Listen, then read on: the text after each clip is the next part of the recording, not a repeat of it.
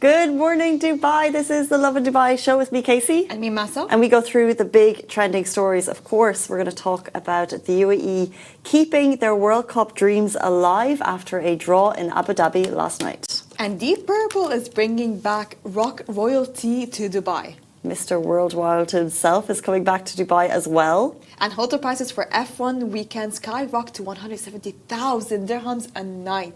That one is actually already gone. Someone has paid that money for a hotel room to be that person. In today's rapid weather report, it's mostly sunny with temperatures ranging from 20 to 31 degrees. Before we jump into our top stories, I'd like to talk about a little story that went viral around the world about the biggest ChatGPT faux pas in some time. So, you know, when you use ChatGPT, You have the hyphen. and no, not the hyphen. The hyphen isn't a faux pas. Hyphen is fine.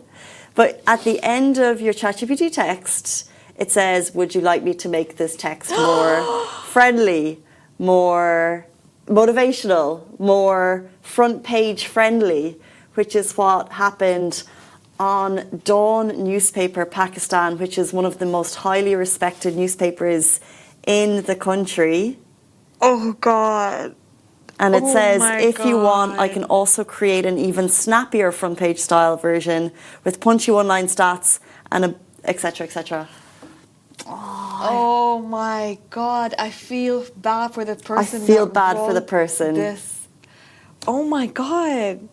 That's the thing. Okay, we all use ChatGPT. It's not like, you know, it's very... it's so weird that someone would use ChatGPT to do work. But... it's a big newspaper, okay, you have professional journalists. And my second question is, I know before you release any types of newspaper or anything on social media or anything online, you have to have like an in-check editor, from what I know. They have to go through it before you... Right, well, that's what we would have at Lovin, yeah. Yeah, that's exactly what you need to have. How did no one notice this mistake? This is the thing, I don't know. That's why you always need to have a second eye, because sometimes, even as journalists, even if you don't use ChatGPT, you might have grammar mistakes, some outdated resources. So that's why you need to have like a sub-editor and then an editor. Yeah. So usually with print journalism, print publications, you'll have two levels of eyes going over it. From what I've heard... How did no one check this? And it was front page. Well... How embarrassing. Because it says front page style. The story has been... Yeah, exactly. The story has been covered internationally. And as well, it's been covered by Lovin Karachi. And they spoke about the apology that the newspaper issued after. It said a newspaper report was originally edited using AI, which is in violation of Dawn's current AI policy. So it violates their policy. The Dawn AI policy is available on our website. The original report carried AI-generated artifact text from the editing process, which had been edited out. This matter is being investigated and the violation of AI policy is regretted. That's from the editor. I don't know what to say, Yani. But that's the thing. How did no one notice? Like, there must have been like a flaw in the process, not just the writer, not just the journalist. There must be a flaw in the process where people are releasing stuff without it being checked first. Paz in Christ is, in this case, the responsibility is on the editor, and she's not wrong. Yeah, but she's not wrong. Barbie Dubai says everyone does it, but you should never get caught. And this is the thing, like everyone does it. I like my work is much faster, especially 100%. emails. You know, I struggle to phrase things in a way, and then ChatGPT does it. It'll be amazing. But then, like, you'll always double check because you know that if you send the thing that looks like ChatGPT, it's on you. It's embarrassing. But it's a typical part of our daily routine now. I feel like it's integrated in us, and we have to embrace it. For sure. My issue is that if no one noticed this mistake, it means that those newspapers are getting published without professional checkups. I think this is just a reminder for this, news outlet that someone is missing the procedure of having to check the newspapers before they're being released. So I think they should take it as a warning. Check the process. Everyone uses ChatGPT. It's not about using ChatGPT. Exactly. But if no one notices this mistake, this means that they're going out without being checked. Which is a scary thing for a Yes. print publication. The nice thing about online is you can delete. You can, yeah. Joking. I think coming from a publisher's perspective, you do learn from these mistakes, and new processes will always be put in to make sure that it doesn't happen again. Let's move on to the big story of this morning. Videos going viral after the big match last night. The UAE World Cup dream is still alive. What a match. UAE versus Iraq ended in a 1-1 draw in the first leg of the World Cup qualifiers, which happened right here in Abu Dhabi. And honestly, it wasn't an easy match, and we're happy to get the draw. A packed Mohammed bin Zayed Stadium watched Iraq take an early lead in the 10th minute thanks to Ali Al-Hamadi, but the UAE hits back fast. Just 8 minutes later, a brilliant Liuzade header leveled up. So what does this mean for the UAE World Cup dream? Are we going or are we not? It's all to play for next week in Basra, Iraq, and the UAE's FIFA World Cup 2026 hopes are still very much alive. A couple of goosebump moments.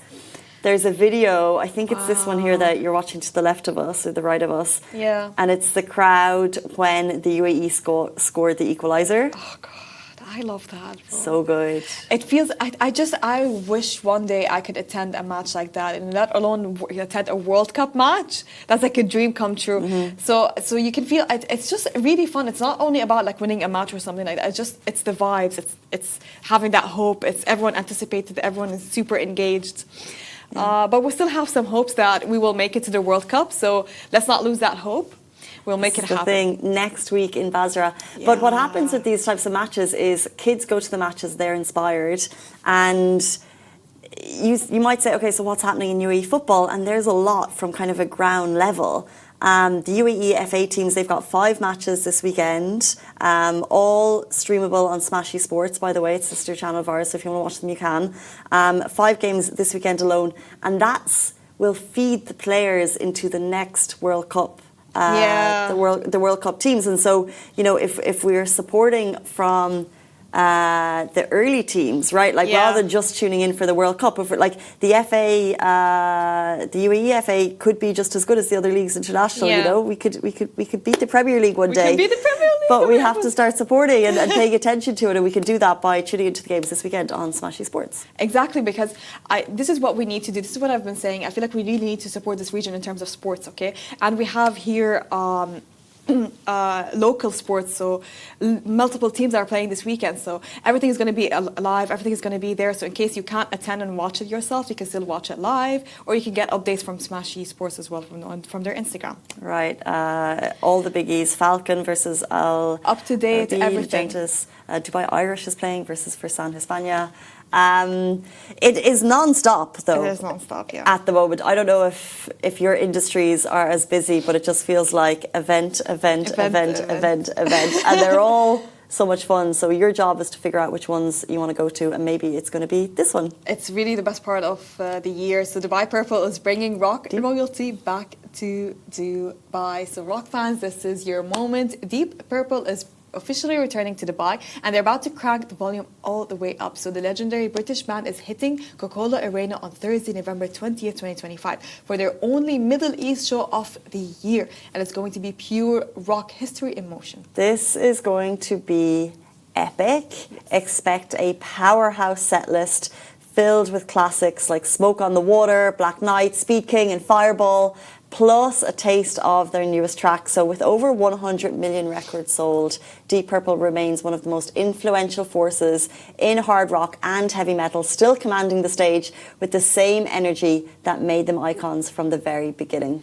Fronted by the Ian Gillan, joined by Roger Glover, Ian Pius, Don Airy, and guitar virtuoso Simon Mike Bright. The band will take fans on the journey through 5 decades of sound, riffs, and legacy.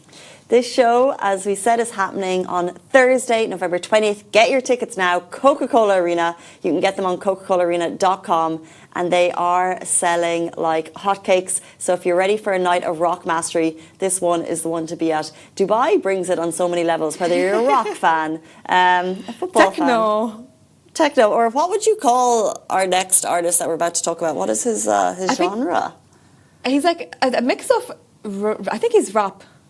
Okay. I think he's rap. So you've got rock, Deep Purple, and then you've got... Rap? Mr. Worldwide! Mr. Worldwide! Let me get out my Mr. Worldwide costume. Oh! I don't have it. You don't have it, but we're about to have it because he is back this December. Are you getting your head caps and suits ready? Oh my gosh, it's going to be a vibe. It will get sold out, really, because Mr. Worldwide himself, Pitbull, is making his epic return to Dubai. So Lovin Dubai is a proud media partner for this event. The global icon is bringing back his back world tour to Coca-Cola Arena on Saturday, December 14, 2025. And this one's shaping up to one massive celebration. So from Timber to Fireball, Time for Our Lives, Give Me Everything, expect back-to-back chart toppers that define an entire era of club hits. Okay, like unbelievable tunes. Known for his electric stage presence and infectious energy, Pitbull shows are all about good vibes, crowd sing-alongs, and moments you'll talk about for weeks. The tour marks a new chapter for Pitbull as he continues to dominate global stages, and Dubai is going to be one of the biggest yet. So you've got state-of-the-art lighting, production, and that signature epic Coca-Cola Arena atmosphere. Fans are in for a full-on Mr. Worldwide experience from Miami Heat to Dubai streets. Tickets are officially live on Coca-Cola Live Nation and Coca-Cola Arena, so make sure you get them because they're selling fast. It's Pitbull. He's coming to Dubai. We've seen it online. We've seen TikToks. We've seen people having head caps. We've seen them in suits. I know people doing it for this concert. I am doing it for this concert. You're doing it for this concert. 100% doing it for this Do you have your costume? Because it's actually hard to get a ball cap. You know what? I was just thinking about it. I know, but I keep thinking it's not close, but it's very close. It's very close. It's less than it's exactly 1 month away. You need to get your cap. So around the world, I don't know when this started. Maybe Massa can tell me, but people going to Pitbull shows, they dress as Pitbull. And so I tried to get one for the show this morning, a ball cap, glasses, jacket, tie. Like the tie, everything. I don't know. That's the thing. Like, I really want to know, how did it start? How did everyone collectively decide that they want to dress up as Pitbull? You know, I think Pitbull, maybe he's really enjoying it though. He keeps posting after every concert. He makes like a compilation of all the videos of that night, and he's like, "Thank you guys for dressing up like me." Like he leaves like really nice comments, and sometimes during the concert you can see all the head caps. You know? I think it's because his songs are an era, right? So it's kind of like a moment to go back to. Like these songs remind me of like early 2000s. And so you're going back, and then it's like a fun thing. By the way, I had to check. So his music is hip hop, Latin hip hop, and reggaeton. Oh. Bit of Latin, bit of Caribbean styles, bit of mix. But really, his songs are the best. They're so fun. They're all really nice. I feel like this is going to be this is my new Coldplay.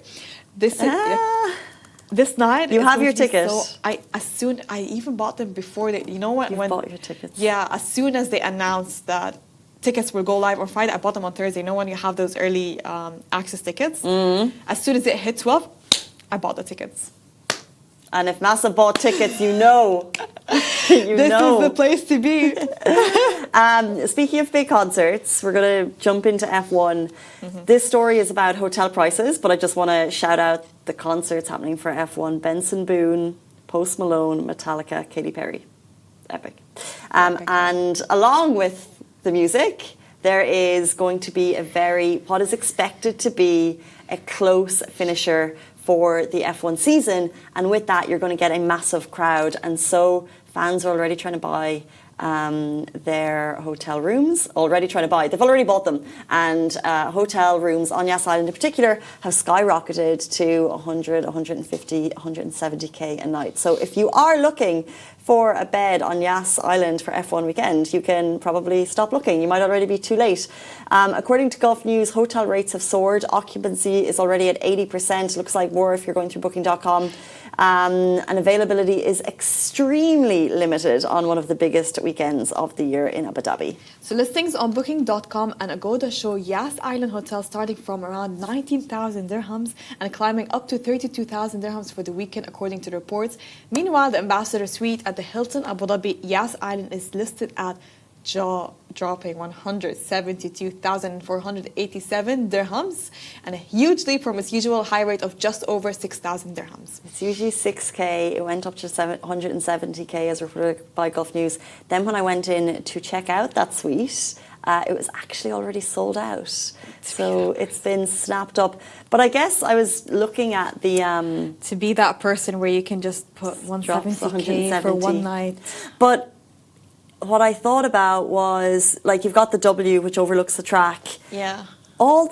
There's such an infrastructure of people that will come in for the weekend. So it's not just the Benson Boones, the Most Malones, the Metallicas and the Katy Perrys who will all need their ambassador suites. We've got all the drivers, and this is the final weekend. Yeah. Like, the royalty from around the world flies in for this weekend. You get people like Travis Scott, the Kardashians, like they come in and they'll all need fancy. And then, if their yacht's not available, then so cool. It's such a vibe. Have you ever been? Really cool. I've never been, but you know what? I feel like this year I want to go, but that's the thing, okay? I know a lot of people are huge F1 fans, okay? And I'm here just going for the after party. Just want to go for the concerts. Yeah. Well, you could just go for the concerts. Yeah, but I know this year that you have to attend the F1 before you purchasing the tickets to go to the concert. So this year will be the year where I will experience F1 because I really want to experience Katy Perry. Though, back in the day, so 11, 12, 13, 14 years ago when I lived in Abu Dhabi, 12 years ago, when I lived in Abu Dhabi, and what you would find is that because the tickets come in tandem, the true F1 fans may not want to go to the 4 nights. So they may have their 4-day ticket because they're big F1 fans, but maybe they're not a Post Malone fan. And we would get free tickets. So you might be sitting on Yas Island, you might be sitting in a bar, you might be near the venue, and people would say, literally handing out their tickets saying, well, we're not going, feel free to take them. And what? Happy days. Seriously? Yeah. Those are really hardcore F1 fans. But I know a lot of people. But also 4 days in a row, and maybe you don't want to go to every night and every day, and so they pick and choose. And maybe we were lucky, but it seemed like it would happen. Where are those people again? But I don't think anyone would want to miss Katy Perry, though. The world seems to be I can't imagine people giving away those tickets these days, but yeah. Yeah, and I feel like everyone would want it. And if they do give it away, they'll probably sell it. No one gives anything for free anymore. But I want to sound a bit, more cultured about F1 and F1 people, but I know one person, Lewis Hamilton. Lewis Hamilton. Let me tell you then. Okay, that's the only person I know. And you know why I know? Because that sounds so stupid. I know because everyone's been shipping him with Ray, this artist. Everyone's been what? Shipping him with this artist. Her name is Ray. That's how I know him. Shipping him, relationship. That's the first time I've heard that used in like normal context. So they think he's with Ray. Yeah, they're just shipping them together. They want them to be in a relationship. They think they're cute, but they're just friends, They're friends, though. Yeah, they're friends. This is what people do online, Like, I would never want to be a celebrity because what if they start shipping me with your friend? It just gets awkward. I feel like if that was the only downside of being a celebrity, I think it would be fun.